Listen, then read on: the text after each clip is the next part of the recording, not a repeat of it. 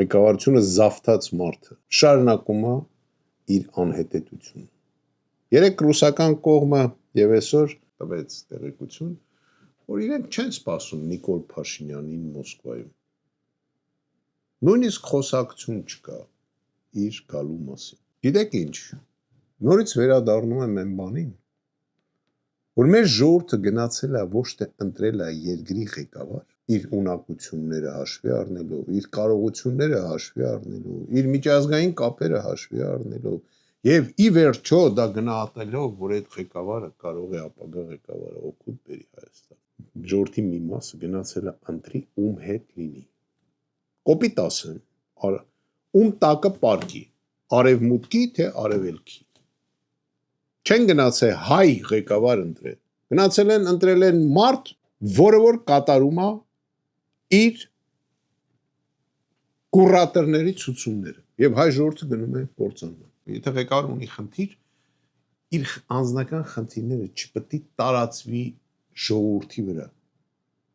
Մենք ունենք մի կերպար, որ ունի անձնական շփման խնդիրներ։ Չի կարող շփվի եւ արևելքի հետ, եւ արևմուտքի հետ։ Հասկանում եք, չի կարող շփվի այդ մարդ։ Եվ դրա համար մենք ունենք խնդիրներ։ Ուրեմն իր անձնական անկարողությունը, անգրագիտությունը, անձնական կոմպլեքսավորությունը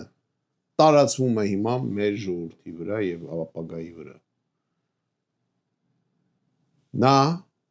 պետք է կարողանար պահել այն ուղղությունը, որտեղ մենք փող ենք աշխատում, ես կոպիտ եմ ասում։ Որտեղ մեզ ճանաչում են, որտեղ մեզ ընդունում են։ Չեմ ուզում նեղացնեմ ոչ մեկին, բայց կներեք, երբ որ ման եք գալի Ռուսաստանով, բոլոր ասֆալտ փռողները հայեր են։ Շատ պատվավոր աշխատանք է։ Բոլոր մալյարները, բոլոր շենքերը կառուցում են հայեր։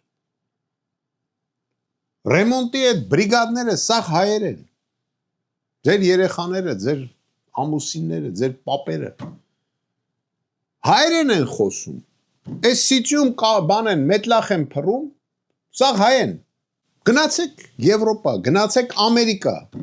Չեմ կարծում, որ այդքան շատ կտեսնեք։ Մանավանդ Եվրոպայում։ Հələ Ամերիկայի էլ ինչ որ մենք մեծ համայնք ունենք, ինչ որ բաներ կարա լինի։ Գնացեք մանեկեք։ Գնացեք հայկական ծիրան քթեք կամ պամիդոր քթեք կամ խաղող քթեք Եվրոպայում։ Նկարեք հեռախոսի վրա եւ ցույց տվեք։